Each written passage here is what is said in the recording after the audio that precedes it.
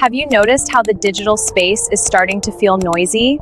We are constantly bombarded with information, but very little of it actually sticks. Most brands think they have a traffic problem, but what they rarely have is an authority problem. Today, I want to talk about why the how you say things is becoming more important than what you are actually saying. It's about the silent language of luxury and attention. For the last couple of years, everyone told you to just post more. Quantity was the king. But now, we've reached a point of saturation. We're tired of shaky cameras and low-quality setups. When a high-value client scrolls through their feed, their brain is filtering for signals of stability and professional success. If your content doesn't reflect the level of the problem you solve, you are being skipped. It's a psychological filter we all have. Think about this. Why do we trust a consultant in a well-tailored suit more than someone in a t-shirt, even if they have the same knowledge?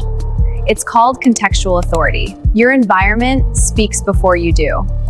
In 2026, building a brand is about creating a world that people want to inhabit. Whether it's a quiet office in London or a terrace in Milan, the setting provides the credibility that your words need to land. This is where most digital strategies fail. They lack the visual weight to support their message. Digital marketing used to be about being relatable. Today, the market is moving toward aspirational. People follow those who represent a version of the life they want to lead. This is why aesthetics aren't just a vanity metric, they are a conversion tool.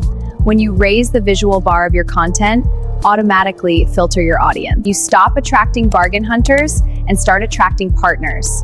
It's about being intentional with every frame, every light, and every movement. At the end of the day, marketing is just psychology applied to technology. The tools change, but the human desire for beauty and authority remains the same. If you want to dive deeper into how we are restructuring brand authority at Ruzzi Creative Lab, stay with me. We are just getting started on exploring what's possible when you stop following the crowd. I'm Victoria, and I'll see you in the next conversation.